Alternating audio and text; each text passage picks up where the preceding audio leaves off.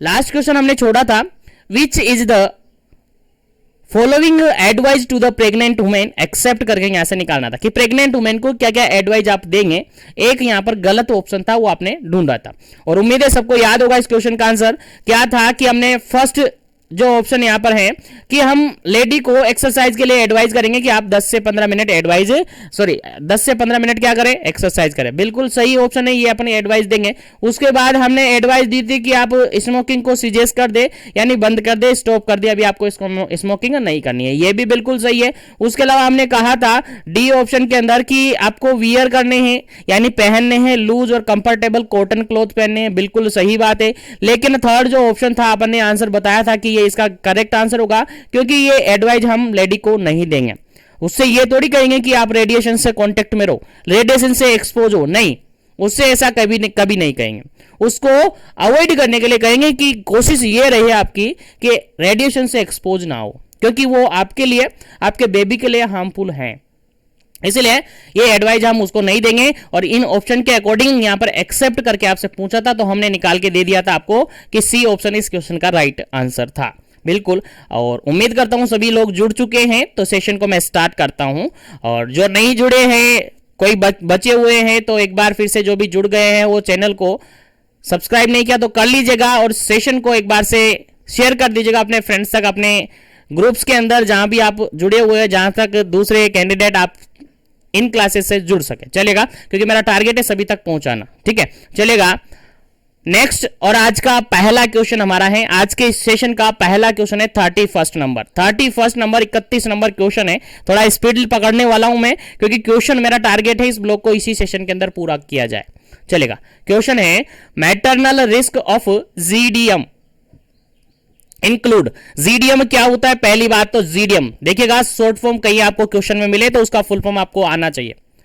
अगर नहीं आता है तो फिर आपको समझ में ही नहीं आएगा क्या है। अब जीडीएम क्या है अगर आपको याद है तो इजीली आंसर कर पाओगे, अगर नहीं याद है तो फिर नहीं कर पाओगे। इसलिए जीडीएम मतलब जेस्टेशनल डायबिटीज मेलाइटस। तो प्रेगनेंसी ऐसी कंडीशन है जिसमें काफी सारी कंडीशन नॉर्मली होती हैं, काफी सारी कंडीशन है एबनॉर्मल भी होती है। तो जेस्टेशनल डायबिटीज मेलाइटस जो कि प्रेगनेंसी में देखी जाती है, प्रेगनेंसी कंडीशन में देखी जाती है, जहां पर लेडी का जो ब्लड शुगर लेवल है वो बढ़ जाता है, ठीक है। किस कारण से, आपकी उस प्रेगनेंसी के कारण से, यानी प्रेगनेंसी के कारण से अगर किसी फीमेल के अंदर डायबिटीज मेलाइटस हुआ है, यानी शुगर की प्रॉब्लम हुई है, that is gestational diabetes mellitus. तो यहां पर क्वेश्चन ये पूछा जा रहा है कि जो जेस्टेशनल डायबिटीज मेलाइटस होती है उसके रिगार्डेड मैटरनल रिस्क क्या क्या है, मैटरनल रिस्क क्या क्या है, यानी मैटरनिटी जो लेडी है उसके अंदर क्या क्या हो सकता है जिसके कारण से डायबिटीज मेलाइटस यहां पर हो सकता है, ठीक है। तो यहां पर देखेगा पहला ऑप्शन यहां पर है पोस्टपार्टम, सेकंड ऑप्शन देखेगा पॉलीहाइड्रोअमोनियास, थर्ड ऑप्शन देखेगा प्री इक्लेम्शिया, और फोर्थ ऑप्शन देखेगा ऑल ऑफ दी अबव। चलेगा, जल्दी से आपको आंसर देना है, फिर इसका करेक्ट आंसर मैं आपको बताऊंगा, फिर आगे बढ़ेंगे अपन नेक्स्ट क्वेश्चन पर। चलेगा, इस क्वेश्चन का राइट आंसर आपको देना है कि जो जेस्टेशनल हाइपरटेंशन है उसके रिगार्डेड जो मैटरनल रिस्क है वो क्या क्या है, यहां पर कौन सा सही ऑप्शन है, आंसर देना है। चलेगा, जल्दी से अपना आंसर कमेंट कीजिएगा, क्योंकि सेशन स्टार्ट हो चुका है और हम रफ्तार पकड़ने वाले हैं, क्योंकि क्वेश्चन सारे करने हैं। ऐसा नहीं है 2 क्वेश्चन कर लिया, 5 क्वेश्चन छोड़ दिया, 2 क्वेश्चन कर लिया, नहीं, हम मॉड्यूल्स को बिल्कुल रगड़ के सोल्व करेंगे, बिल्कुल हर क्वेश्चंस को निकाल के आपको देंगे, बिल्कुल। चलेगा, इस क्वेश्चन का बिल्कुल करेक्ट आंसर अगर अपन देखें तो ऑल ऑफ द अबव बिल्कुल करेक्ट आंसर होगा। इस क्वेश्चन का क्या होगा, ऑल ऑफ द अबव इस क्वेश्चन का बिल्कुल करेक्ट आंसर होगा, क्योंकि डी ऑप्शन बिल्कुल करेक्ट है। क्योंकि यहां पर अगर देखें तो यहां पर पोस्टपार्टम जनरली यहां पर हो सकता है। पोस्टपार्टम मतलब जानते हो ना, पोस्टपार्टम यहां पर ऑप्शन अधूरा है, हेमरेज जोड़ लीजिएगा। पोस्टपार्टम हेमरेज की बात यहां पर, पीपीएच की बात यहां पर है, ठीक है। तो पीपीएच यहां पर हो सकता है, ऑप्शन अधूरा है, ठीक है, कोई बात नहीं है, टाइपिंग मिस्टेक हो जाता है, लेकिन आपको याद रखना है, ठीक है। पोस्टपार्टम हेमरेज की बात है, यानी पीपीएच यहां पर हो सकता है। उसके अलावा पोलियोहाइड्रोअमनियास हो सकता है, उसके अलावा प्रीक्लेम्शिया हो सकता है। अगर तीनों हो सकते हैं तो ऑप्शन फोर्थ होगा ना, बिल्कुल करेक्ट आंसर है ऑप्शन नंबर डी, क्योंकि जेस्टेशनल डायबिटीज मेलाइटस की बात आती है वहां पर पीपीएच की बात आ जाती है। वहां पर पोलीहाइड्रोअमनियास आ जाता है, वहां पर प्री इक्लेम्पसिया आ जाता है। तो तीनों यहां पर रिस्क है, मैटरनल रिस्क है, इसलिए इसका करेक्ट आंसर हो जाता है ऑप्शन नंबर डी। यहां पर क्वेश्चन, यहां पर जो ऑप्शन है वहां पर आप चेंज कर लीजिएगा, यहां पर पीपीएच है, ठीक है, पोस्टपार्टम हेमरेज है, ठीक है। चलेगा, आगे बढ़ते हैं नेक्स्ट क्वेश्चन पर। उम्मीद है क्वेश्चन समझ में आ गया होगा, तो सेशन को लाइक शेयर करते रहिएगा, और जो भी कैंडिडेट पहली बार विजिट करे चैनल पर, उस चैनल को जरूर से सब्सक्राइब कर लीजिएगा, ताकि आपको सेशन का वेट ना करना पड़े, ऑटोमेटिकली नोटिफिकेशन आप तक पहुंच जाए। चलेगा, नेक्स्ट क्वेश्चन आपके पास 32 नंबर क्वेश्चन है। 32 नंबर क्वेश्चन ये कहता है टैबलेट ऑफ IFA। अब बताओ IFA का फुल फॉर्म क्या है। अब जिसको याद है वो क्वेश्चन समझ गए, जिसको याद नहीं है वो क्वेश्चन नहीं समझेंगे, तो शॉर्ट फॉर्म भी आपको एटलीस्ट याद रखने होंगे, ठीक है। तो tablet of IFA should be started. जो IFA है, अब IFA क्या होता है, आयरन एंड फोलिक एसिड, याद रखेगा, आयरन फोलिक एसिड की जो टैबलेट्स होती है उसकी बात की जा रही है। तो आयरन फोलिक एसिड टैबलेट कब स्टार्ट कर दी जाती है, कब स्टार्ट कर दी जाती है, मोस्ट इंपोर्टेंट क्वेश्चन है, आपको आना चाहिए। चलेगा, ऑप्शन के अकॉर्डिंग आंसर देना। पहला ऑप्शन यहां पर 14 to 16 वीक में, गेस्टेशन के 14 to 16 वीक पर स्टार्ट कर देनी चाहिए। सेकंड ऑप्शन है 10 to 12 week of gestation, gestation के 10 to 12 वीक पर स्टार्ट कर देनी चाहिए। सी ऑप्शन है यहां पर 1 to 2 week of gestation, gestation के 1 to 2 वीक्स पर स्टार्ट कर देनी चाहिए। फोर्थ ऑप्शन यहां पर 13 to 15 week of gestation, gestation के 13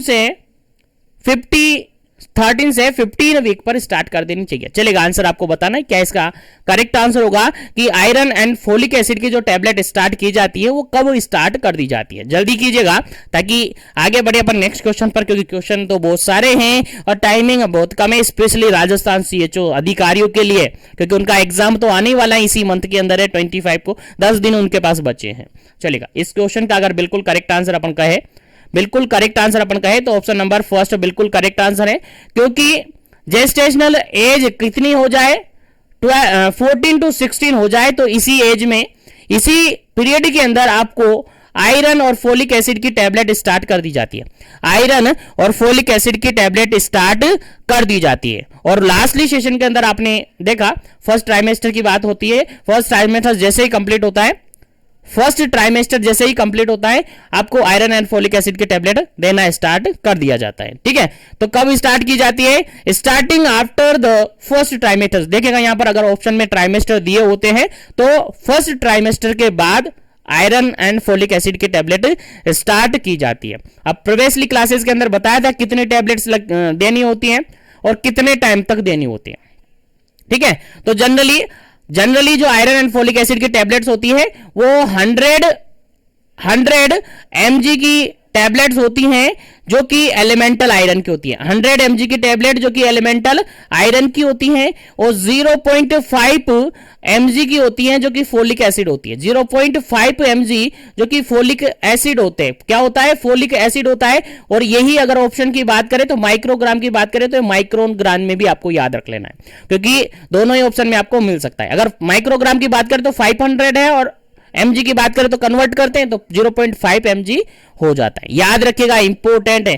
कितने टाइम पीरियड तक स्टार्ट की जाती है सर, 180 डेज तक, 180 दिनों तक दी जाती है। 180 दिन मतलब कि सर 6 मंथ हो गए। कितने मंथ हो गए, 6 मंथ हो गए। तो 6 मंथ तक आयरन एंड फोलिक एसिड की टैबलेट दी जाती है। याद रहे, इंपॉर्टेंट क्वेश्चन है, आपके एग्जाम पॉइंट ऑफ व्यू से भूलना नहीं है। चलेगा, आगे बढ़ते हैं नेक्स्ट क्वेश्चन पर। नेक्स्ट क्वेश्चन आपके सामने क्या कहता है, नेक्स्ट क्वेश्चन देखिएगा। क्वेश्चन ये कहता है 33 नंबर क्वेश्चन है। क्वेश्चन कहता है पॉलीहाइड्रोअमनियास कैन बी रिस्क फॉर, देखिएगा किसके लिए रिस्क है, यानी अगर किसी लेडी को पोलियोहाइड्रोअमनियास है, क्या है, पोलीहाइड्रोअमनियास। अब पोलीहाइड्रोअमनियास क्या होता है, आप सबको याद होगा। पोलीहाइड्रोअमनियास होता है मतलब कि जो एमनियोटिक फ्लूइड होता है, एमनियोटिक फ्लूइड होता है, उसका जो अमाउंट है वो क्या हो जाता है, बढ़ जाता है। पोलीहाइड्रोअमनियास मतलब कि एमनियोटिक फ्लूइड का जो प्रोडक्शन है वो बढ़ जाता है, और उसके बढ़ने के कारण को ही क्या कहते हैं, उसको बढ़ने को ही क्या कहते हैं, पोलीहाइड्रोअमनियास। और पोलीहाइड्रोअमनियास काफी ज्यादा हो जाता है, ठीक है। तो पोलीहाइड्रोअमनियास के कारण से क्या हो सकता है, पहला ऑप्शन है जीडीएम हो सकता है, diabetes mellitus, gestational diabetes mellitus हो सकता है। सेकेंड ऑप्शन है अपन प्री इक्लेम्सिया हो सकता है। थर्ड ऑप्शन की बात करें प्रोलॉन्ग्ड लेबर हो सकता है। और फोर्थ ऑप्शन की बात करें तो रिनल डिसऑर्डर हो सकते हैं। क्या हो सकते हैं जी? रिनल डिसऑर्डर हो सकते हैं। अब आंसर आपको देना है, क्या इसका करेक्ट आंसर है? पॉलीहाइड्रोअमोनिया से तो जनरली क्या देखने को मिलेगा? जनरली क्या देखने को मिलेगा? किसका रिस्क हो जाता है? चलिएगा आंसर आपको देना है, फिर आगे बढ़ेंगे इस क्वेश्चन को लेकर नेक्स्ट क्वेश्चन पर। चलिएगा जल्दी कीजिएगा, क्या इसका करेक्ट आंसर होगा? चलेगा, देखिएगा यहां पर अगर बात करें अपन, यहां पर अगर बात करें तो फोर्थ ऑप्शन हम हटा देते हैं और थर्ड ऑप्शन भी हम क्या कर देते हैं? हटा देते हैं। रीनल डिसऑर्डर और प्रोलॉन्ग्ड लेबर दोनों को ही मैंने हटा दिया है, बचे दो ऑप्शन। अब दो ऑप्शन में से एक ऑप्शन आपको चूज करना है। क्या जेस्टेशनल डायबिटीज मेलाइटिस होगा, क्या प्रीक्लेम्सिया होगा? क्या इसका करेक्ट आंसर होगा? देखिएगा पॉलीहाइड्रोअमोनियास है, पॉलीहाइड्रोअमोनियास है तो प्रीक्लेम्सिया यानी प्रेगनेंसी पीआईएच की कंडीशन भी देखने को मिल सकती है। प्रेगनेंसी इंड्यूस हाइपरटेंशन भी देखने को मिल सकता है, जिसके अंदर आपकी प्रीक्लेम्सिया और इक्लेम्सिया आती है। उसके अलावा डायबिटीज मेलाइटिस भी इसके कारण से देखने को मिल सकता है। अब इन दोनों में से अगर हमें एक चूज करना है, अगर दोनों में से हमें एक चूज करना है तो फिर हम चूज करेंगे ऑप्शन नंबर फर्स्ट को, जेस्टेशनल डायबिटीज मेलाइटिस को यहां पर हम चूज करते हैं। तो इसका करेक्ट आंसर क्या होगा? बेसिकली अगर दोनों में से एक चूज करना है तो अपन जेस्टेशनल डायबिटीज मेलाइटिस को चूज करेंगे। बाकी इस क्वेश्चन को, क्योंकि ये क्वेश्चन प्रीवियसली एग्जामों के अंदर पूछा हुआ है और यहां पर बार बार इसका आंसर क्या माना जाता है? यही माना जाता है। क्या माना जाता है? यही माना जाता है। फिर भी अगर इस क्वेश्चन में आपको डाउट है तो एक बार से आप चेक कीजिएगा इस क्वेश्चन को। अगर फिर भी समझ नहीं आता है तो फिर कमेंट कर दीजिएगा, आपको बताया जाएगा नेक्स्ट सेशन के अंदर कंप्लीट। ठीक है, तो यहां पर इसका राइट आंसर होता है आपका ऑप्शन नंबर फर्स्ट। दोनों में से अगर हम चूज करें तो जेस्टेशनल डायबिटीज मेलाइटिस इस क्वेश्चन का करेक्ट आंसर होगा। चलेगा आगे बढ़ते हैं नेक्स्ट क्वेश्चन पर। चलेगा आगे बढ़ते हैं नेक्स्ट क्वेश्चन पर। नेक्स्ट क्वेश्चन काफी इंपॉर्टेंट है, यहां पर देखिएगा 34 नंबर क्वेश्चन है। 34 नंबर क्वेश्चन सिंपल सा ये कहता है, a sense of decreased height, decrease height, क्या हाइट डिक्रीज हो रही है, and abdominal tension felt by the pregnant women, descent of the foetus into the pelvic cavity prior to the labour is called as. देखिए question यहां पर simple सा ये कहा जा रहा है कि लेबर से पहले ही, लेबर नहीं हुआ है अभी, लेबर से पहले ही लेडीज को, जो फीमेल है उसको ऐसा लगता है, उसको ऐसा लगता है कि उसका वेट क्या है? डिक्रीज हो गया। कि किसका वेट? यूट्रस का। ठीक है, तो decrease weight and abdominal tension felt by the pregnant women, pregnant women को ऐसा फील होता है कि उसका जो वेट है डिक्रीज हो गया है, उसके जो एब्डोमेन का टेंशन था, तनाव था एक तरीके से, वो भी क्या हो गया है? डिक्रीज हो गया है। ऐसा फील करती है वो प्रेग्नेंट लेडी।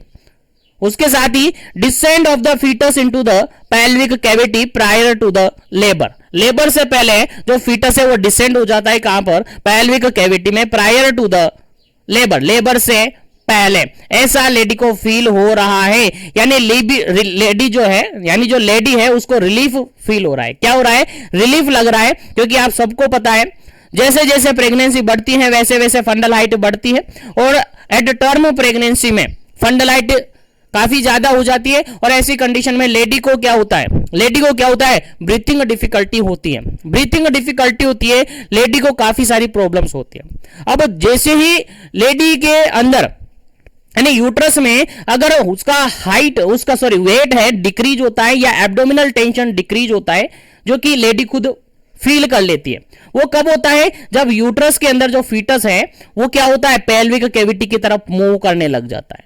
यानी लेबर से पहले, लेबर स्टार्ट होगा उससे पहले ही तो क्या होगा? फीटस क्या होगा? नीचे की तरफ, यानी पेल्विक कैविटी की तरफ क्या करेगा? मूव करेगा, और मूव करेगा तो फंडल हाइट में क्या होगा? डिक्रीजमेंट आएगा, यानी फंडल हाइट क्या होगी? डिक्रीज होगी। अगर ऐसा है तो उसको हम कहेंगे क्या? ऑप्शन के अकॉर्डिंग आंसर आपको देना है। पहला ऑप्शन यहां पर देखेगा लाइटनिंग कहेंगे, सेकंड ऑप्शन यहां पर देखेगा क्विकनिंग कहेंगे, थर्ड ऑप्शन यहां पर देखेगा सैडविक साइन कहेंगे, और फोर्थ ऑप्शन यहां पर देखेगा ओशियंडर साइन कहेंगे। चलेगा जल्दी से आपको आंसर बताना है, क्या इस क्वेश्चन का करेक्ट आंसर होगा। उम्मीद है सभी को पता चल गया होगा, समझ में आ गया होगा कि इस क्वेश्चन का क्या राइट आंसर होना चाहिए। जल्दी कीजिएगा, क्या इसका करेक्ट आंसर होगा।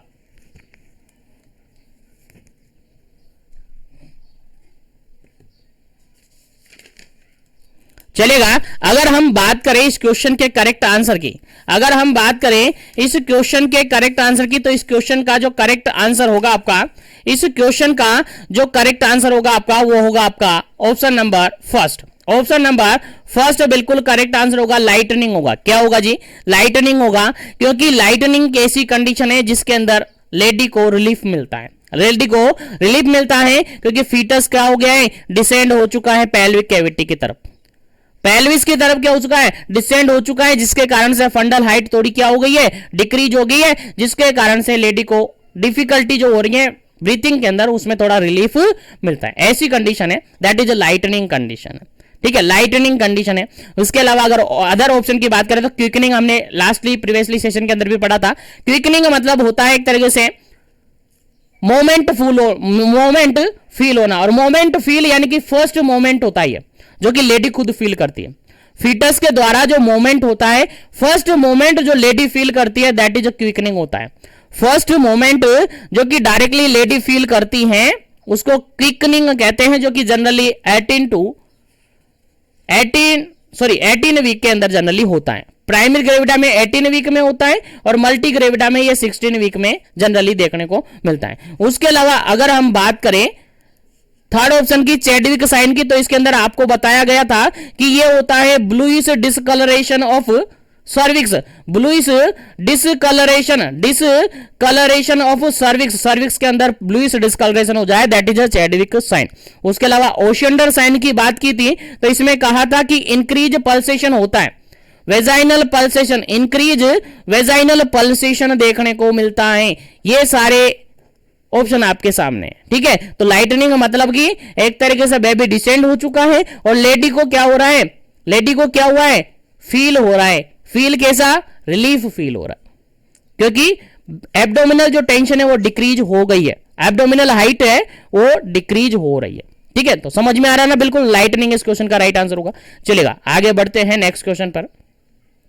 नेक्स्ट क्वेश्चन आपके सामने काफी इंपोर्टेंट है, 35 नंबर क्वेश्चन है। 35 नंबर क्वेश्चन क्या कहता है समझिए।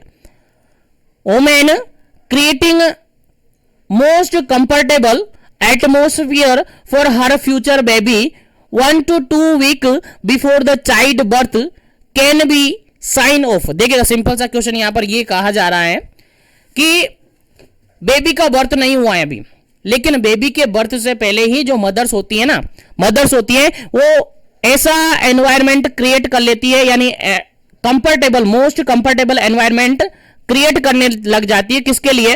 बेबी के लिए। कब? एक या 2 वीक पहले, यानी 1 to 2 वीक पहले ही, बर्थ के 1 to 2 वीक पहले ही लेडी जो है अपने रूम में क्या करने लग जाती है? एक ऐसा एनवायरमेंट बना लेती है जिसमें उसका बेबी कंफर्टेबल रह सके। अगर ऐसा होता है तो ये क्या है? कौन सा साइन है?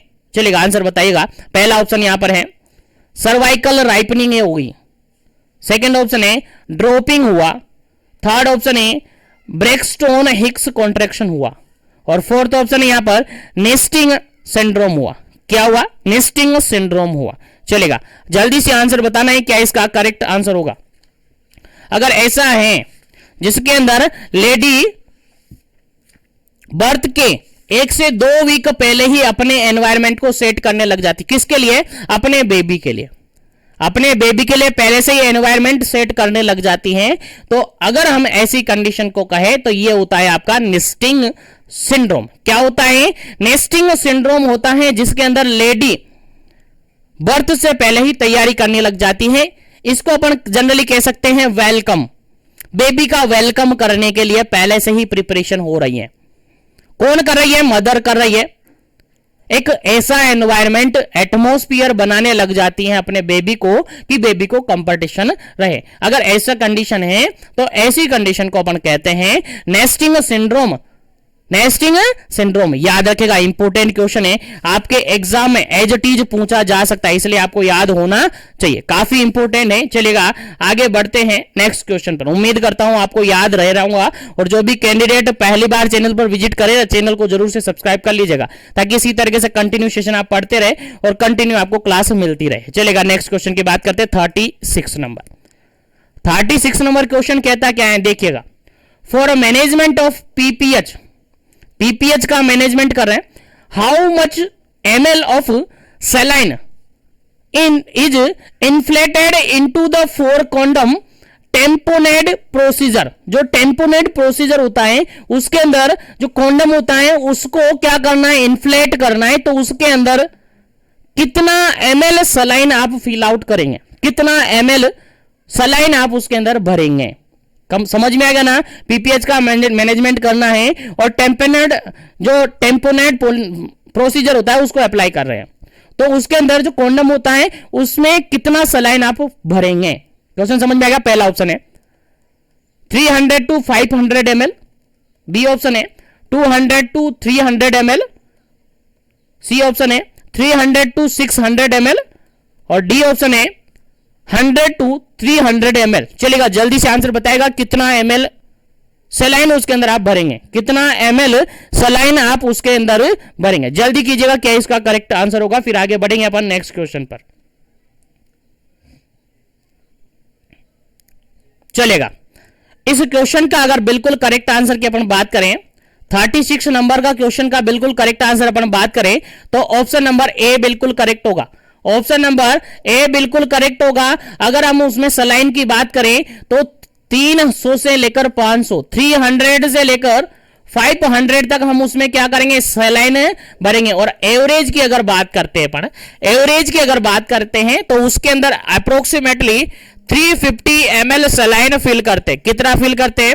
350 ml सलाइन फिल करते। ठीक है, कितना फिल करते हैं? 350 ml, याद रखिएगा। और एवरेज की अगर बात नहीं करें, रेंज में बात करें तो 300 से लेकर 500 तक क्या करते हैं उसके अंदर सलाइन फिल करते हैं। याद रखिएगा, इंपोर्टेंट क्वेश्चन है, भूलना नहीं है। चलेगा, आगे बढ़ते हैं नेक्स्ट क्वेश्चन पर। आगे बढ़ते हैं नेक्स्ट क्वेश्चन पर। नेक्स्ट क्वेश्चन आपके सामने काफी इंपोर्टेंट है, 37 नंबर क्वेश्चन है। 37 नंबर क्वेश्चन कहता क्या है? 37 नंबर क्वेश्चन क्या कहता है? Each calcium tablet should be contain, खाली जगह छोटा हुआ यहां पर भरना है, contain elemental calcium and contain international unit of D3। Simple सा क्वेश्चन यहां पर यह कह रहा है कि जो कैल्शियम टैबलेट हम देते हैं, कैल्शियम टैबलेट, कैल्शियम की जो टैबलेट हम देते हैं उसके अंदर कंटेंट क्या क्या होता है? एक तो एलिमेंटल कैल्शियम होता है, एक तो क्या होता है? एलिमेंटल कैल्शियम होता है, एलिमेंटल कैल्शियम होता है और एलिमेंटल कैल्शियम, और दूसरा होता है विटामिन D3। क्या होता है? विटामिन D3 होता है। तो यहां पर दोनों का अमाउंट पूछा है कि कैल्शियम जो टैबलेट होती है उसके अंदर एलिमेंटल कैल्शियम कितना अमाउंट होता है, उसके अलावा जो विटामिन D3 है उसका कितना अमाउंट होता है। दोनों एक के बाद एक दे रखा है। पहला ऑप्शन जो भरेगा वो आगे वाला रेंज होगा, दूसरा ऑप्शन जो भरेगा वो पीछे वाला रेंज होगा। चलेगा, आंसर आपको देना है, क्या इसका करेक्ट आंसर होगा। जल्दी कीजिएगा, क्या इसका करेक्ट आंसर होगा। पहला ऑप्शन यहां पर देखेगा, पहला ऑप्शन यहां पर है एलिमेंटल आयरन 500 और विटामिन D3 250। सेकंड ऑप्शन है एलिमेंटल आयरन, कैल्शियम की बात, सॉरी, एलिमेंटल कैल्शियम कितना 300 और विटामिन D3 150। उसके अलावा एलिमेंटल कैल्शियम 700 और विटामिन B3 कितना 350। उसके अलावा एलिमेंटल कैल्शियम 1000 और विटामिन B3 500। चलिएगा, आंसर आपको बताना है। आगे वाली रेंज आपकी विटामिन, आगे वाली रेंज आपकी कैल्शियम की है, पीछे वाली रेंज आपकी विटामिन B3 की है। चलेगा, आंसर आपको बताना है कि जो नॉर्मल एक कैल्शियम टेबलेट होती है उसके अंदर कितना तो एलिमेंटल कैल्शियम होता है और कितना उसमें कितना विटामिन D3 होता है। चलेगा, आंसर आपको देना है। फिर आगे बात करेंगे इस क्वेश्चन के रिगार्डेड। चलेगा, इस क्वेश्चन का अगर बिल्कुल करेक्ट आंसर अपन देखते हैं, इस क्वेश्चन का अगर बिल्कुल करेक्ट आंसर अपन देखते हैं तो इस क्वेश्चन का बिल्कुल करेक्ट आंसर आपका होता है option number first. Option number first बिल्कुल करेक्ट आंसर होता है। 500 तो एलिमेंटल कैल्शियम होता है और उसके अलावा 250 इंटरनेशनल यूनिट आपका D3 होता है। यानी जो कैल्शियम टेबलेट होती है, टेबलेट कैल्शियम की होती हैं, उसके अंदर अगर अपन बात करें तो एलिमेंटल कैल्शियम का अमाउंट होता है 500 ml। कितना होता है? 500 ml, सॉरी mg होता है, 500 mg होता है। उसके अलावा अगर अपन विटामिन D3 की बात करें तो उसके अंदर होता है 250 इंटरनेशनल यूनिट। याद रखिएगा, इंपॉर्टेंट क्वेश्चन है, आपके एग्जाम में पूछा जा सकता है और कहीं पर नहीं मिलेगा, केवल आपकी ब्लॉक में मिलेगा और आपकी ब्लॉक को बिल्कुल ढूंढकर आपको निकाल कर देने वाला हूं मैं। इसीलिए सेशन को लाइक शेयर करते रहेगा और कंटिन्यू और कंसंट्रेशन के साथ डेली की क्लास को लीजिएगा। चलेगा, नेक्स्ट क्वेश्चन की बात करते हैं। नेक्स्ट क्वेश्चन है आपका 38 नंबर। 38 नंबर क्वेश्चन क्या कहता है, देखिएगा, labour is said to be normal when, देखिएगा लेबर की बात की जा रही है, लेबर से रिगार्डेड क्वेश्चन पूछा जा रहा है कि labour is said to be normal, यानी किस टाइप की कंडीशन नीचे फॉलोइंग ऑप्शन में मिलेगी आपको कि हम उसको नॉर्मल कहेंगे, यानी लेबर, नॉर्मल लेबर की बात की जा रही है। नॉर्मल लेबर क्या होगा, नॉर्मल लेबर क्या होगा, जिसके अंदर क्या क्या कंडीशन होगी उसके अकॉर्डिंग आंसर देना है। नॉर्मल लेबर की बात की जा रही है। चलेगा, पहला ऑप्शन यहां पर देखेगा, ऑनसेट इज स्पॉन्टेनियसली, उसका ऑनसेट कैसा होना चाहिए, स्पॉन्टेनियसली, ऑटोमेटिकली होना चाहिए, अपने आप हो जाना चाहिए ऑनसेट। उसके अलावा foetal presentation by vertex, foetal का जो प्रेजेंटेशन है वो कैसा होना चाहिए, वर्टेक्स प्रेजेंटेशन होना चाहिए। उसके अलावा थर्ड ऑप्शन है कंप्लीट विदाउट अनड्यू प्रोलोंगेशन, और वो बिना कोई डिले किए, बिना कोई प्रोलोंगेशन किए कंप्लीट हो जाना चाहिए। और फोर्थ ऑप्शन है ऑल ऑफ दी अबव। चलेगा, उम्मीद करता हूं सबको समझ में आ गया होगा क्वेश्चन भी और आंसर भी, तो फटाफट से आंसर आपको बता देना है क्या इसका करेक्ट आंसर होगा। तो नॉर्मल लेबर की डेफिनेशन यहां पर पूछी एक्चुअली में आपसे, और उम्मीद है सभी को समझ में आ गया होगा। तो इस क्वेश्चन का बिल्कुल करेक्ट आंसर हो जाता है आपका ऑप्शन नंबर डी, क्योंकि नॉर्मल लेबर की बात करें तो नॉर्मल लेबर जिसको जनरली क्या कहते हैं, जनरली नॉर्मल लेबर को यूटोशिया कहते हैं, याद होगा आपको, जिसको याद नहीं है वो याद रखे। नॉर्मल लेबर को जनरली अपन कहते हैं यूटोशिया। क्या कहते हैं जी, यूटोशिया कहते हैं। और यूटोशिया यानी नॉर्मल लेबर की अगर बात करें तो नॉर्मल लेबर ऑटोमेटिकली यानी स्पॉन्टेनियस उसका ऑनसेट होना चाहिए। क्या होना चाहिए, स्पॉन्टेनियसली उसका ऑनसेट होना चाहिए। फीटस किस पोजीशन में होना चाहिए प्रेजेंटेशन में, वर्टेक्स उसका प्रेजेंटेशन होना चाहिए। कैसा प्रेजेंटेशन, वर्टेक्स प्रेजेंटेशन उसका होना चाहिए, और बिना कोई प्रोलोंगेशन किए वो कंप्लीट हो जाना चाहिए। उसके अलावा टर्म कंडीशन होनी चाहिए, उसके अलावा भी बात बता देता हूं, टर्म कंडीशन होनी चाहिए, टर्म हो जानी चाहिए। टर्म कंडीशन कौन सी सर, 37 से लेकर 42 वीक के बीच में प्रेग्नेंट लेबर हो जाना चाहिए। कब, 37 से लेकर 42 के बीच में लेबर का प्रोसेस कंप्लीट हो जानी चाहिए। दैट इज नॉर्मल, और दैट इज टर्म कंडीशन, और किसी भी टाइप के नो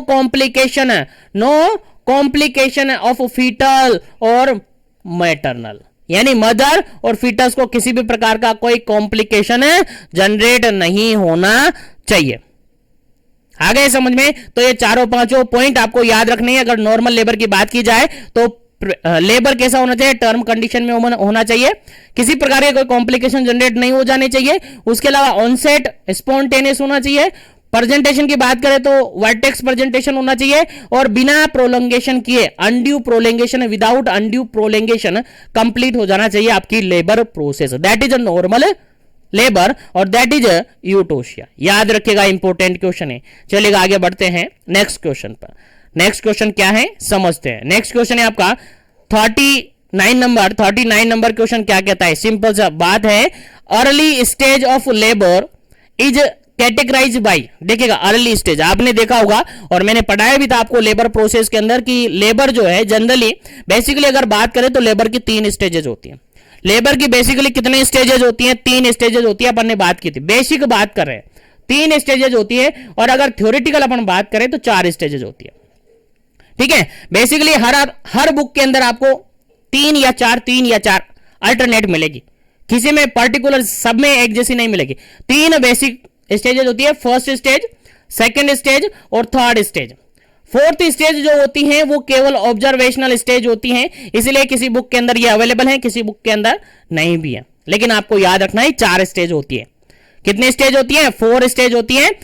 फर्स्ट स्टेज के अंदर आपका लेबर स्टार्ट होता है, सेकंड स्टेज के अंदर आपका लेबर यानी बेबी डिलीवर हो जाता है, फोर्थ स्टेज में आपका प्लेसेंटा और मेम्ब्रेन्स डिलीवर्ड हो जाती है, थर्ड स्टेज में कंप्लीट हो जाती है, मेम्ब्रेन और प्लेसेंटा डिलीवर्ड हो जाता है, और फोर्थ स्टेज आपकी ऑब्जर्वेशनल स्टेज होती है। बेसिकली इतना आपको याद रखना है। फर्स्ट स्टेज में स्टार्ट होता है, सेकंड स्टेज में बेबी डिलीवर्ड हो जाता है, थर्ड स्टेज के अंदर प्लेसेंटा और मेम्ब्रेन जो है वो डिलीवर्ड होती है, और फोर्थ स्टेज ऑब्जर्वेशनल स्टेज होती है। तो बेसिकली 4 स्टेज होती है लेबर की। अब यहां पर क्वेश्चन ये पूछा गया है कि early stage of labour is characterized by, early stage of labour के अंदर क्या होता है? पहला ऑप्शन यहां पर देखेगा, cervix is dilated more than 4 centimetre, cervix जो है मोर देन 4 सेंटीमीटर डायलेट हो जाती है, यानी 4 सेंटीमीटर से भी ज्यादा डायलेट वो हो जाती है। उसके अलावा बी ऑप्शन की बात करें, cervix is dilated less than 4 centimetre, cervix 4 centimetre से कम डायलेट रहती है। थर्ड ऑप्शन है, 2 कॉन्ट्रैक्शन इन 10 मिनट, 10 मिनट 10 मिनट के अंदर कितने कॉन्ट्रैक्शन होते हैं? 2 कॉन्ट्रैक्शन, 10 मिनट के अंदर कितने कॉन्ट्रैक्शन? 2 कॉन्ट्रैक्शन हो रहे हैं। और फोर्थ ऑप्शन की बात करें, cervix is dilated, cervix is dilated कितना? 4 सेंटीमीटर। तो क्या इसका करेक्ट आंसर होगा? अर्ली स्टेज के अंदर क्या होता है, आंसर आपको बताना है। समझ में आ रहा होगा?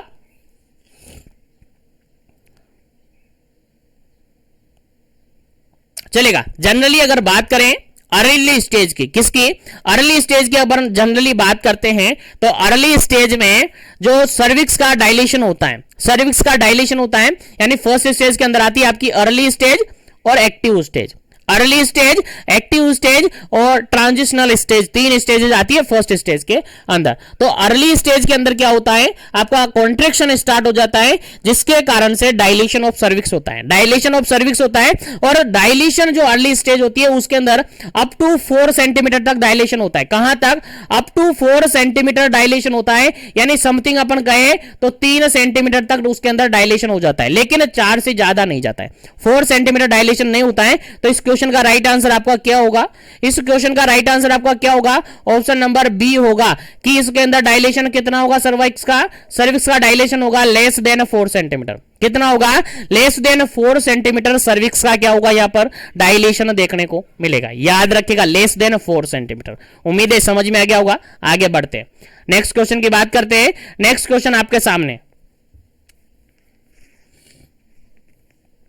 नेक्स्ट क्वेश्चन आपके सामने काफी इंपॉर्टेंट है, देखिएगा। नेक्स्ट क्वेश्चन यहां पर है, 40 नंबर क्वेश्चन है। नेक्स्ट क्वेश्चन कहता है एक्टिव स्टेज ऑफ लेबर। अब सेकंड स्टेज की बात की, फर्स्ट स्टेज के अंदर ही सेकंड पार्ट है, ये फर्स्ट स्टेज का ही है, ठीक है। तो एक्टिव स्टेज की बात की जा रही है, इसका कैरेक्टराइज क्या होगा, यानी सर्वाइकल डायलेशन कितना हो जाएगा कुल मिला के, ये बात करा जाए। तो देखिए, अर्ली स्टेज में 4 सेंटीमीटर से कम था, तो यहां पर कितना हो जाएगा? 4 सेंटीमीटर से ज्यादा हो जाएगा। बेसिकली डायरेक्टली आंसर मैं बता देता हूं, क्योंकि क्वेश्चन बहुत सारे हैं, तो आपको डायरेक्टली यहां से याद रख लेना है, ठीक है। एक्टिव स्टेज के अंदर जो डायलेशन ऑफ सर्विक्स होता है वो मोर देन 4 सेंटीमीटर हो जाता है। याद रखेगा, मोर देन 4 सेंटीमीटर हो जाता है। और मोर देन 4 सेंटीमीटर की अगर बात करें तो लगभग अप्रोक्सीमेटली 4 से लेकर 7 सेंटीमीटर तक इसके अंदर डायलेशन देखने को मिल जाता है। याद रहे, इंपॉर्टेंट क्वेश्चन है। चलेगा, आगे बढ़ते हैं नेक्स्ट क्वेश्चन पर। नेक्स्ट क्वेश्चन आपके सामने काफी इंपॉर्टेंट है, देखिएगा, काफी इंपॉर्टेंट क्वेश्चन है। 41 नंबर क्वेश्चन। और 41 नंबर क्वेश्चन क्या कहता है, देखिएगा, phenomena of the uterus in labour in which the muscle fiber are not permanently shortening but retained some of the contraction। देखिएगा, क्वेश्चन यहां पर सिंपल सा ये कहा गया है कि ऐसा फिनोमिना है कि यूट्रस के अंदर जब लेबर होता है तो लेबर के अंदर जो मसल्स फाइबर होती हैं वो परमानेंटली शॉर्ट नहीं होती हैं, लेकिन कॉन्ट्रैक्शन के कारण से शॉर्टनेस उनके अंदर देखने को मिलती है। कॉन्ट्रैक्शन के कारण से शॉर्टन वो हो जाती हैं, लेकिन परमानेंटली क्या नहीं होती है? शॉर्टन नहीं होती है। ऐसी कंडीशन क्या होती है, इसको अपन क्या कहेंगे? क्वेश्चन समझ में आ गया ना? क्वेश्चन सिंपल सा ये है, लेबर प्रोसेस चल रही है, लेबर प्रोसेस स्टार्ट हो चुकी है, उसके अंदर फर्स्ट स्टेज चल रही है, फर्स्ट स्टेज के अंदर कॉन्ट्रैक्शन होने लगते हैं। अब कॉन्ट्रैक्शन होने लग गए तो डायलेशन, कॉन्ट्रैक्शन, डायलेशन होगा ना? होगा, बिल्कुल होगा। तो ऐसी कंडीशन में जो मसल फाइबर है उसके अंदर परमानेंटली तो शॉर्टनिंग नहीं होती है, लेकिन जब तक कॉन्ट्रैक्शन होता है तब तक उसमें क्या होगा? शॉर्टनिंग हो जाएगी। तब तक कॉन्ट्रैक्शन होगा, तब तक मसल फाइबर के अंदर क्या होगा? शॉर्टनिंग हो जाएगी। और ऐसी कंडीशन को अपन क्या कहते हैं? परमानेंटली शॉर्टनिंग नहीं है, केवल कॉन्ट्रैक्शन के कारण से शॉर्टनिंग देखने को मिलेगी। तो क्या कहेंगे? पहला ऑप्शन यहां पर एक्सट्रैक्शन कहेंगे, सेकंड ऑप्शन यहां पर रिट्रैक्शन कहेंगे, थर्ड ऑप्शन यहां पर इंक्रीमेंट कहेंगे, फोर्थ ऑप्शन यहां पर डिक्रीमेंट कहेंगे। चलेगा, क्या इसका करेक्ट आंसर होगा? आंसर आपको देना है, फिर आगे इसका करेक्ट आंसर आपको बताया जाएगा। जल्दी कीजिएगा क्या इसका करेक्ट आंसर होगा, और सेशन को लाइक शेयर करते रहेगा जो भी कैंडिडेट जुड़े हुए हैं, ताकि सेशन सभी तक पहुंच जाए और सभी सेशन का बेनिफिट ले सके। चलेगा, इस क्वेश्चन का अगर बिल्कुल करेक्ट आंसर अपन कहे तो ऑप्शन नंबर बी बिल्कुल करेक्ट आंसर होगा। ऑप्शन नंबर बी बिल्कुल करेक्ट आंसर होगा, क्योंकि यहां पर क्या होगा, यहां पर क्या होगा, जो मसल फाइबर है उनके अंदर शॉर्टनिंग देखने को मिलेगी, लेकिन वो परमानेंट नहीं रहेगी। जब तक कॉन्ट्रैक्शन होगा उनके अंदर शॉर्टनिंग देखने को मिलेगी, जैसे कॉन्ट्रैक्शन बंद हो जाएगा वो ऑटोमेटिकली अपनी स्टेज में आ जाएगी, अपने आप ऑटोमेटिकली क्या हो जाएगा, रिलैक्स्ड हो जाएगा। ठीक है, तो याद रखेगा, इंपॉर्टेंट क्वेश्चन है, परमानेंटली शॉर्टनिंग नहीं होता है यहां पर। ठीक है, याद रखेगा, रिट्रैक्शन के अंदर ऐसा होता है, इंपॉर्टेंट है, याद रखेगा। चलेगा, आगे बढ़ते हैं नेक्स्ट क्वेश्चन पर, और नेक्स्ट क्वेश्चन है आपका 42 नंबर क्वेश्चन। 42 नंबर क्वेश्चन क्या कहता है, देखिएगा, क्वेश्चन कहता है contraction at its the peak of intensity. देखिएगा, कॉन्ट्रैक्शन हो रखा है, फर्स्ट स्टेज की बात कर रहे हैं अपन, कॉन्ट्रैक्शन हो रहा है कहां पर, यूटेराइन कॉन्ट्रैक्शन रिलैक्सेशन चल रहा है, यूट्रस के अंदर कॉन्ट्रैक्शन रिलैक्सेशन चल रहा है, और कॉन्ट्रैक्शन पीक इंटेंसिटी पर पहुंच जाता है। कॉन्ट्रैक्शन कहां पर पहुंच गया, कॉन्ट्रैक्शन इतना हो रहा है कि कॉन्ट्रैक्शन पीक इंटेंसिटी पर पहुंच गया। तो पीक इंटेंसिटी वाला जो कॉन्ट्रैक्शन होता है उसको अपन क्या कहते हैं, कॉन्ट्रैक्शन जब पीक इंटेंसिटी का हो रहा है तो उसको हम क्या कहेंगे, तो उसको हम क्या कहेंगे, जल्दी से आपको आंसर बताना है, क्या इसका करेक्ट आंसर होगा। फिर आगे बात करेंगे, इस क्वेश्चन के पूरा समराइज अपन समझेंगे। चलेगा, पीक लेवल का कॉन्ट्रैक्शन हो रखा है, पीक इंटेंसिटी उसमें आई है, तो क्या कहेंगे, पहला ऑप्शन यहां पर इंक्रीमेंट कहेंगे, सेकंड ऑप्शन यहां पर एक में कहेंगे, थर्ड ऑप्शन यहां पर है डिक्रीमेंट कहेंगे, और फोर्थ ऑप्शन यहां पर है ऑल ऑफ दी अबव कहेंगे। क्या कहेंगे कि कॉन्ट्रैक्शन पीक इंटेंसिटी वाला हो गया है।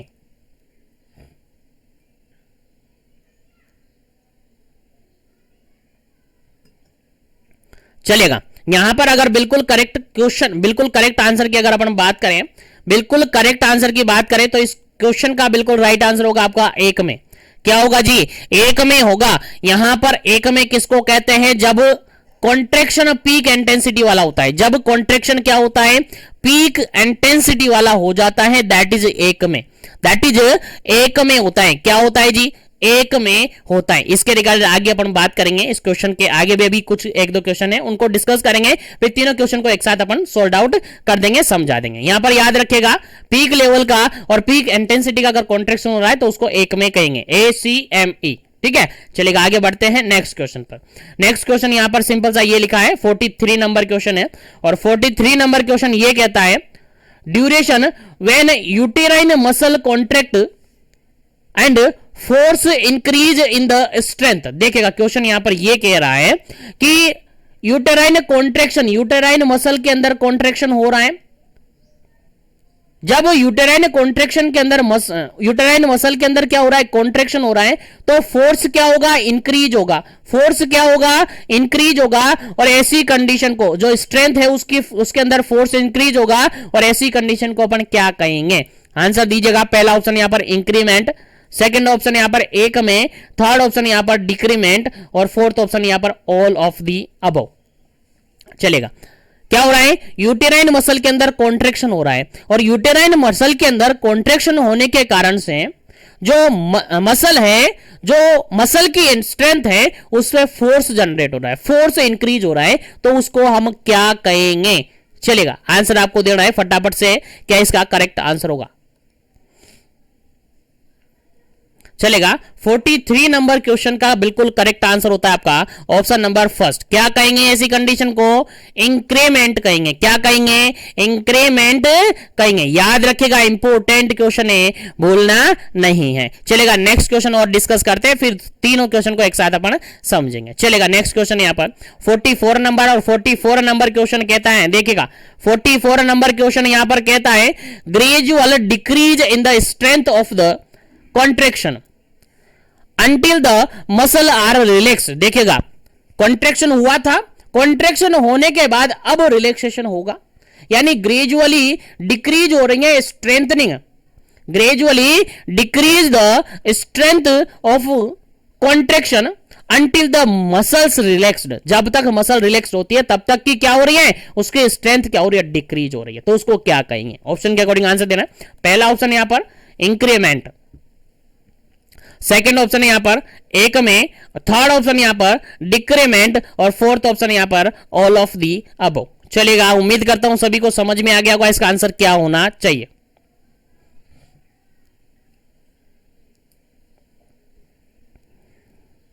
चलेगा, इस क्वेश्चन का बिल्कुल करेक्ट आंसर है that is option number C, decrement, क्योंकि यहां पर ग्रेजुअली डिक्रीज हो रही है स्ट्रेंथ।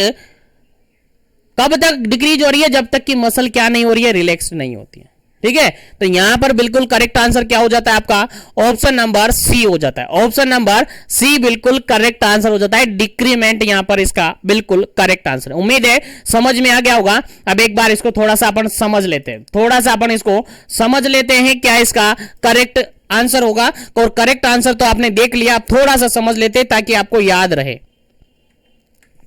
चलिए देखिएगा, यहां पर आप डायग्राम विजिबल कर रहे होंगे, डायग्राम आपको दिख रहा होगा। देखिएगा यहां पर एक छोटा सा ग्राफ लाइक बना होगा, तो देखिएगा यहां पर अगर हम देखें ड्यूरेशन यहां पर दे रखा है, ड्यूरेशन और फ्रीक्वेंसी यहां पर दिया हुआ है, ये ड्यूरेशन और फ्रीक्वेंसी यहां पर दिया हुआ है। और यहां पर एक छोटा सा ग्राफ बना हुआ है, छोटे से ग्राफ के अंदर इजीली विजिबल हो रहा होगा आपको। यहां पर ये फर्स्ट कॉन्ट्रैक्शन, फिर यहां पर सेकंड कॉन्ट्रैक्शन, यानी कॉन्ट्रैक्शन इस तरीके से होंगे।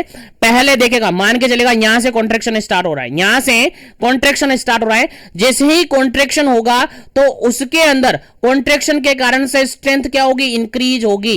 क्या होगी, इंक्रीज होगी। और इंक्रीज होने के बाद इस कंडीशन को, जो इंक्रीज हो रही है मसल्स के अंदर स्ट्रेंथ बढ़ रही है, इसको अपन कहते हैं इंक्रीमेंट। क्या कहते हैं, इंक्रीमेंट कहते हैं। क्या कहते हैं, इंक्रीमेंट कहते हैं। अब यहां पर मसल कॉन्ट्रैक्शन बिल्कुल पीक लेवल पर आ चुका है, मसल कॉन्ट्रैक्शन की स्ट्रेंथिंग कहां आ गई है, पीक लेवल पर आ गई है। और इस पीक लेवल को हमने क्या कहा है, एक में कहा है कि पीक इंटेंसिटी वाला कॉन्ट्रैक्शन है, दैट इज एक में है। उसके बाद ऑटोमेटिकली इसके अंदर रिलैक्सेशन होने लगेगा और ऑटोमेटिकली ये डिक्रीज होने लगेगा, जिसको हम क्या कहेंगे, डिक्रीमेंट कहेंगे। क्या कहेंगे, डिक्रीमेंट इसको अपन कहेंगे। यानी कि मसल कॉन्ट्रैक्शन के ड्यूरेशन में मसल कॉन्ट्रैक्ट जब होता है तो उसको इंक्रीमेंट कहेंगे। उसके बाद पीक लेवल पर पहुंच जाएगा तो उसको एक में कहेंगे, और वापस से डिक्रीज होने लगेगा तो उसको डिक्रीमेंट कहेंगे। इसी तरीके से एक कॉन्ट्रैक्शन ये कंप्लीट होता है, यानी एक कॉन्ट्रैक्शन के अंदर इंक्रीमेंट होगा, फिर वो पीक लेवल पर पहुंच जाएगा तो उसको एक में कहेंगे, और जैसे ही डिक्रीज होगा तो उसको डिक्रीमेंट अपन कहेंगे। तो तीन कंडीशन यहां पर होगी और तीनों कंडीशन आपको याद रखनी है। उम्मीद है आपको समझ में आ गई होगी।